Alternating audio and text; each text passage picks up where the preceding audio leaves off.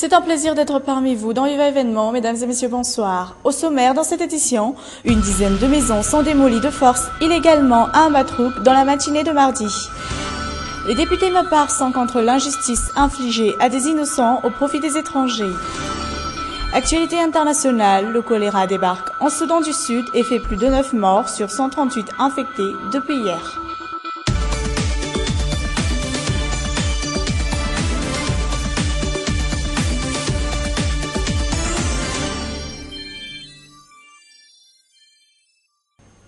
Cas similaire au drame d'Akadmaok lundi dernier, sans aucun préavis, plus de 10 maisons ont été détruites contre la volonté de leurs propriétaires hier matin à Ambatrouk. Pourtant, les responsables de cette destruction outrée ne possédaient même pas les documents légaux quant au droit à la démolition. D'autant plus qu'ils ont pris la fuite dès l'arrivée de la presse sur les lieux.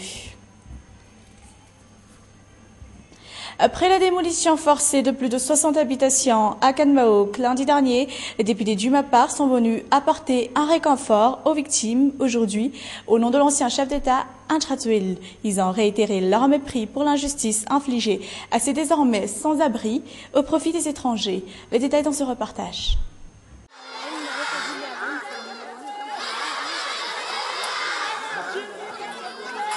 Les députés Mapar au chevet des sans-abri d'Akadmaok. Une descente sur terrain pour être à l'écoute de la population. Ces terrains sont titrés et bornés, mais on a quand même détruit nos maisons. C'est très malheureux pour nous et notre souhait à l'État est de revenir ici car nous n'avons nulle part où aller. Nous n'avons pas d'argent pour acheter des terrains et construire des maisons.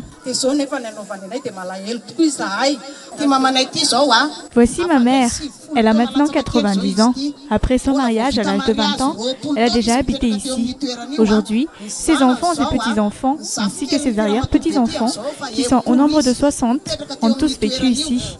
Et maintenant, la société Philatex déclare que ces terrains lui appartiennent. Nous n'allons pas accepter la démolition de vos maisons. Nous allons vous protéger.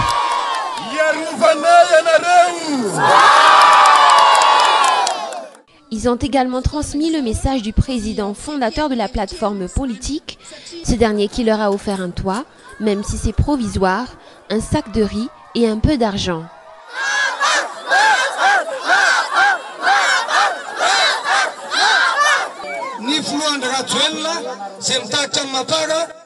Le président Andradouel, président du Mapar, ne vous a pas oublié. Il vous a offert un sac de riz pour chaque famille. En tout, vous êtes une cinquantaine de familles. Chacune de ces familles va recevoir également une enveloppe de 100 000 ariars. Et ce soir, vous n'allez plus dormir à la Belle Étoile.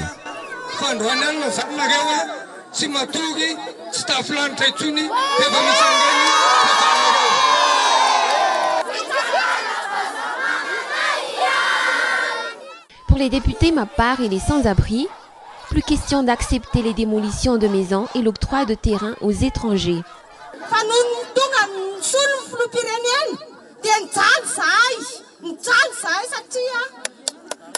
Nous sommes en difficulté depuis que le pays a un nouveau président.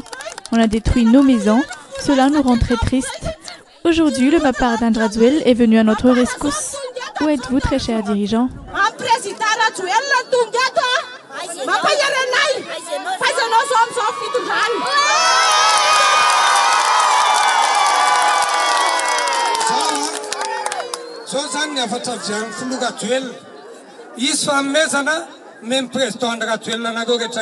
Le président Andradouel a un message pour vous. Il va vous aider. Mais je peux vous dire que nous allons nous battre. La raison de la lutte populaire de 2009 est la lutte contre le remblayage, la vente de nos terrains aux Chinois et aux Karan. Personne ne va plus accepter cela. Pour le moment, nous allons ériger des tentes pour les sans-abri sur les ruines des maisons démolies. Après celui d'Akadmaok, les députés Mapar entendent poursuivre leurs actions contre les expropriations abusives de ce genre.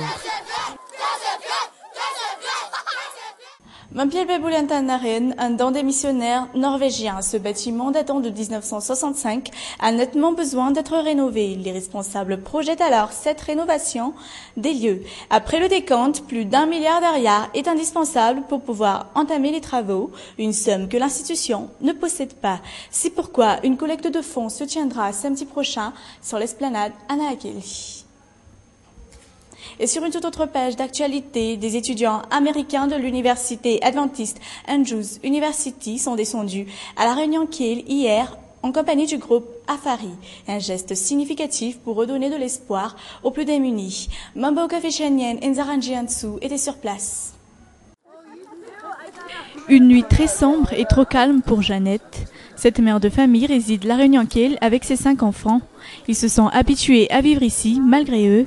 Le plus dur à supporter pour cette petite famille, c'est le froid. Il fait vraiment très froid ici en cette saison. Pour se couvrir, on rassemble autant de linge que possible dans les bacs à ordures durant la journée. À cause du froid hivernal, la santé de mes enfants est aléatoire, mais on n'y pense plus.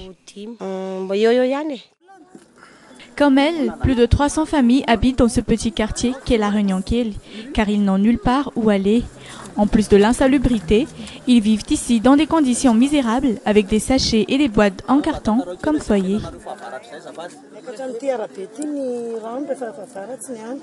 Cette eau très sale monte jusque chez nous pendant la saison de pluie. On essaie par tous les moyens d'éviter à nos enfants de dormir avec cette humidité. Une nuit pas comme les autres pour Jeannette et ses voisins. Les étudiants américains avec le groupe Afari sont venus leur rendre visite.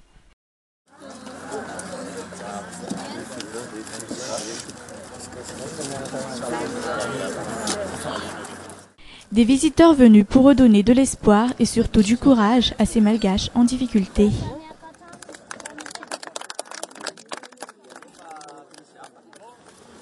Une visite marquante au vu de la recrudescence de la situation de pauvreté à Madagascar.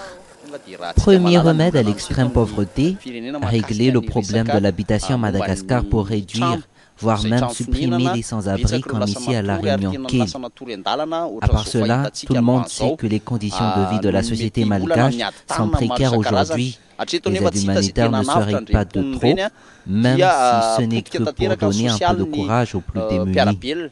Chaque année, une quinzaine d'étudiants de l'université d'Andrews sont en visite à Madagascar. Pour ces jeunes Américains, cette visite de la réunion Kiel les a vraiment marqués.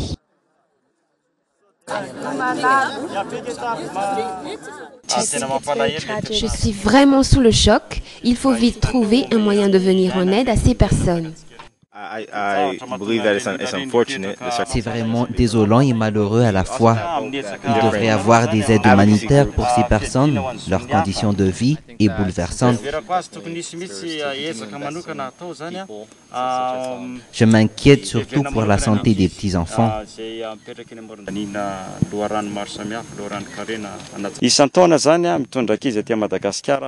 Chaque année, j'emmène mes étudiants ici en voyage d'études. Pendant un mois, nous étudions la pauvreté, le développement, les droits de l'homme, ainsi que les hiérarchies de l'État. Nous projetons d'aider au mieux que nous le pouvons les démunis.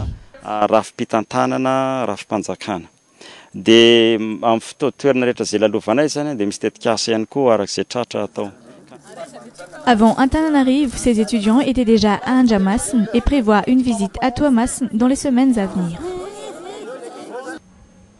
Place maintenant aux actualités internationales. Direction Le Caire, en Égypte. Procès d'Hosni Moubarak aujourd'hui. Dans la matinée, l'ancien chef d'État égyptien, poursuivi pour détournement de fonds, serait condamné à 3 ans de prison ferme. Le choléra débarque à Juba, capitale du Soudan du Sud. Il a déjà fait 9 morts sur 138 cas, sondage de l'Organisation mondiale de la santé. Aussi, la communauté internationale promet une aide de 600 millions de dollars à l'instar de la population sud-soudanaise pour éviter la famine qui ronge le pays à l'insu de la guerre. Reportage sur les images de France 24. Très affaiblie, assoiffée, cette femme du Soudan du Sud est comme près de 4 millions d'autres personnes, dont 50 000 enfants, menacés par la famine. Le pays ravagé par la guerre ne parvient pas à nourrir sa population. Les stocks de nourriture sont épuisés dans les zones isolées et l'augmentation des prix des aliments n'arrange rien. Massés dans ce camp de Maban, à la frontière éthiopienne, ces Soudanais du Sud viennent récupérer l'aide internationale qui arrive avec peine. Les voies routières et portuaires ont été affectées par le conflit. Les combats et l'insécurité ont forcé le Programme alimentaire mondial et ses partenaires à réduire les rations pour les réfugiés. En utilisant des avions, nous pouvons leur fournir cette aide indispensable. Mais il n'y a pas que le conflit qui complique le travail des ONG. Le pays est maintenant entré dans la saison des pluies. Les quelques routes existantes sont impraticables. Dans ce contexte, la propagation des maladies devient l'autre priorité des humanitaires. Le choléra fait son apparition à Juba, la capitale.